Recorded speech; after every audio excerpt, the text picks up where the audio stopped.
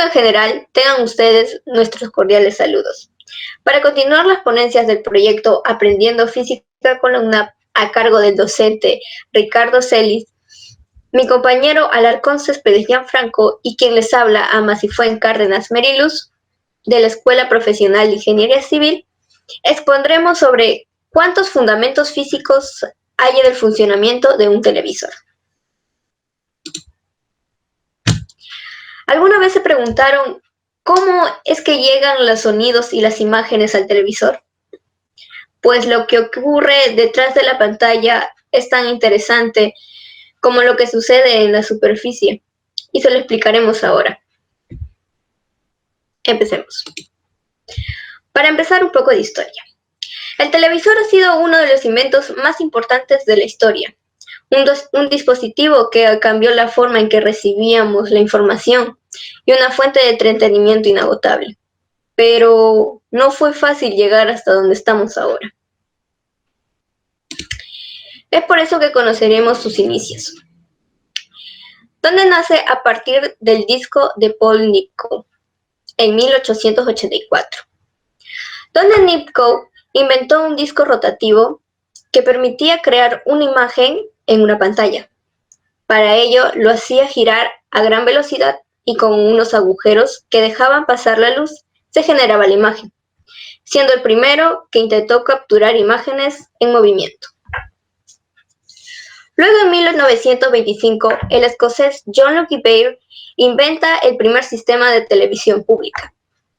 Esto lo logró sincronizando dos discos de Nipkow, unidos en el mismo eje, usando uno como transmisor y otro como receptor, donde transmitió la imagen de su marioneta a 14 cuadros por cada segundo, como se ve en el video. Ya, como vemos, el televisor ha ido evolucionando, donde su funcionamiento básico no ha cambiado mucho en los últimos tiempos, pero sí los componentes que se utilizan, siendo que entre los años 50 y 90 se fabricaban televisores a tubos catódicos, donde mi compañero a continuación explicará cómo es que funcionaban los televisores en estos tiempos. Pero antes se mostrará un video como introducción a su explicación. Un receptor de televisión es un aparato que convierte señales eléctricas en imágenes y sonidos. Estas señales pueden provenir de estaciones transmisoras o de videocaseteras y son captadas a través de una antena, un plato satelital o un cable. Un mecanismo de control permite que el rayo de electrones aumente o disminuya su intensidad, lo que se traducirá en un aumento o disminución del brillo de la pantalla cuando los rayos chocan contra ella. La base del tubo cuenta con dos bobinas deflectoras. Estas bobinas generan campos magnéticos que varían a gran velocidad por acción de corrientes emanadas del detector de sincronismo del televisor. Una de estas bobinas desvía los haces de electrones de izquierda a derecha y de derecha a izquierda. La otra los desvía de arriba hacia abajo y viceversa. Algunos de los televisores de gran formato utilizan un número mayor de líneas. Para estabilizar la imagen, el televisor genera dos barridos entrelazados. El primero recorre las líneas impares y deja vacías las pares. El segundo llena las líneas pares, completando así el resto de la imagen.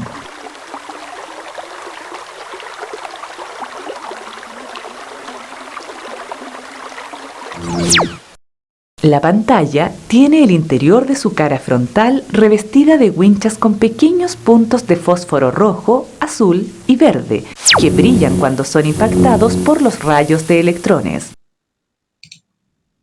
Ya, Gianfranco, continúa.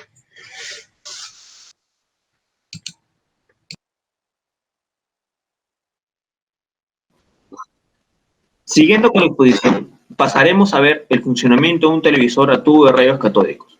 Primero debemos entender que la imagen que nosotros vemos en la pantalla no es más que un conjunto de puntos que serán analizados por un haz de electrones línea por línea. La información de brillo o color obtenida de cada uno de los puntos se transmite al receptor, donde se reconstruye la escena. así sucesivamente, dando un efecto de movimiento. Esto se logra a partir de 24 imágenes por cada segundo. Aquí tenemos el tubo de rayos catódicos, donde pasaremos a explicar sus partes.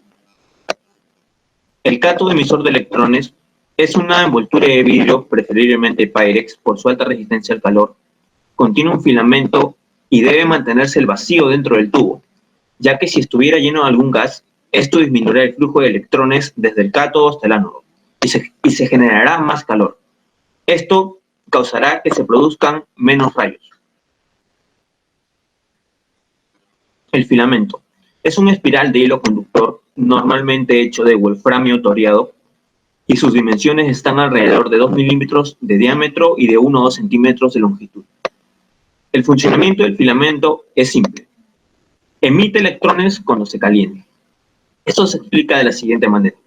Si la corriente que atraviesa el filamento tiene intensidad suficiente de aproximadamente 4 amperios o más, los electrones de los átomos de la capa externa del filamento entran en ebullición y son expulsados. Aquí se aplica el efecto termoiónico. El efecto termoiónico nos dice que a medida que aumenta la temperatura, la velocidad también va a aumentar. La intensidad requerida para el filamento es independiente a la requerida para todo el tubo de rayos catódicos. A ver, el ánodo de aceleración, el conductor de carga negativa representa al cátodo calentado y el conductor de carga positiva representa al ánodo. Al tener una diferencia potencial entre estos, se logra que circule corriente a través del circuito. Aquí también se aplica el efecto termoiónico. El recubrimiento de grafito se le aplica a todo el tubo de rayos catódicos. Y mientras mejor sea la calidad de este recubrimiento, menor será la corriente consumida por la estructura protegida. Las bobinas y yugo de deflexión. A ver. Aquí debemos entender que ambos tienen la tarea de desviar el haz de electrones utilizando un campo magnético y que hace coincidir al haz con los ejes X y Y de la pantalla. Solo hay un método para esto, y es que un campo magnético vertical desviará el haz de electrones horizontalmente y un campo magnético horizontal desviará el haz de electrones verticalmente. Todo el yugo de deflexión funciona de la misma manera. La rejilla de apertura consta de cables estirados verticalmente hacia abajo de la pantalla, permitiendo una pantalla verticalmente plana. Esto es posiblemente la mejor tecnología CRT y fue desarrollada por Sony. Se le llamó Trinitron. CRT significa tubo de rayos catódicos, solamente que como está en inglés está al revés. Son sus siglas. También existe la máscara de sombra. Esto es básicamente una placa de metal con agujeros donde el haz puede pasar. Aquí podemos observar que la nitidez en los primeros televisores era como esta de aquí, con la máscara de sombra. Y se ve que era por puntos. Aquí es donde uno se acerca a la pantalla y puede observar la cantidad de puntos. Y en cambio, con las rejillas de apertura, eran unas líneas. Y actualmente son los píxeles que ya son casi imposibles de reconocer. A ver, en la capa trasera del vidrio encontramos fósforo y plomo. El fósforo permite reproducir la imagen proveniente de los electrones y el plomo bloquea los rayos X para proteger al usuario de las radiaciones. Y la superficie de vidrio, por último, que vendría a ser la pantalla que nosotros observamos. Aquí podemos ver esta imagen donde se observa el recorrido de los electrones, donde sale desde el cátodo, es acelerado en el ánodo, es inclinado para izquierda a derecha y de arriba hacia abajo por las bobinas de deflexión y llega hacia la rejilla donde pasa hacia la pantalla ya. La intensidad de las electrones es controlada por el voltaje entre el cátodo y la rejilla. Este voltaje puede ser de cientos. Esto produce un campo electrostático que acelera los electrones que logran salir de la rejilla.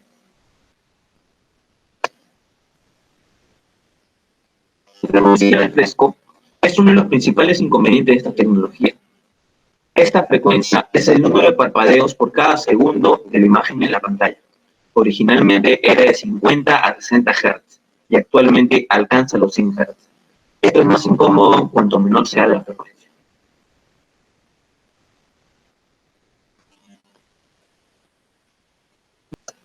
Y así damos por concluido nuestro aporte al proyecto Aprendiendo Física con la UNAM. Espero que haya sido de su agrado. Y recuerden que nunca está para aprender algo nuevo. Muchas gracias por su atención.